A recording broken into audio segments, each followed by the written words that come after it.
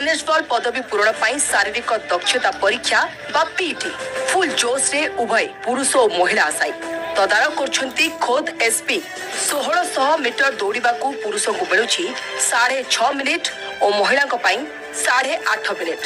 लंबडिया पुरुषों 3.66 मीटर और महिला 2.75 मीटर। तेबे आश्चर्यजनक कथा कौन जानी संबलपुर पुलिस जिले में महिला मोट 51टी कनेस्टेबल पदवी संरक्षित थिबा बेले रिटेन और फिजिकल क्वालिफाई करी चूड़ांत पर्याय पहुंची मात्र 6 जन प्रार्थी अर्थात मात्र 11.76% पूरण है 45 पदवी खाली पड़ा। यहाँ पूरण करने आगु कौन से नहीं पुलिस मुख्यालय और स्टेट सिलेक्शन बोर्ड निष्पत्ति नेबे बोली कहछंती संबलपुर एसपी। एक्चुअली प्रैक्टिस जमाने करि नथिबे एटा टिके बहुत टफ अछि 1.6 kilometres in 8 minutes for 8.5 minutes for women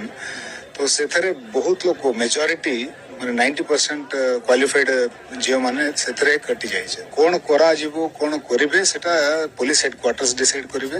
state level selection board decide करिवे। राज्यर 35 पुलिस जिले में 4790 कनेस्टेबल पदवी परीक्षा होता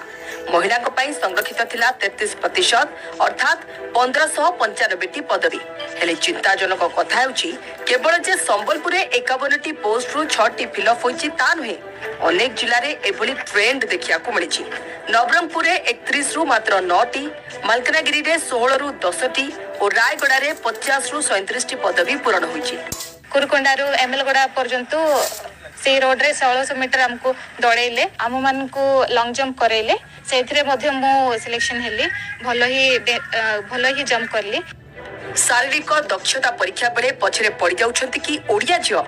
दौड़ और लंबडिया करू नाहंती कि पर्याप्त अभ्यास स्कूल और कॉलेज स्तर से मिलूनी कि उचित शारीरिक शिक्षा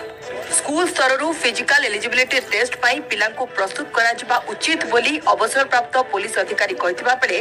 राज्यर प्रचलित शिक्षा व्यवस्था को दायी करछंती कॉलेज रो शारीरिक प्रशिक्षिका कहछंती फिजिकल एजुकेशन लगी कोनोसी स्वतंत्र पीरियड नाही।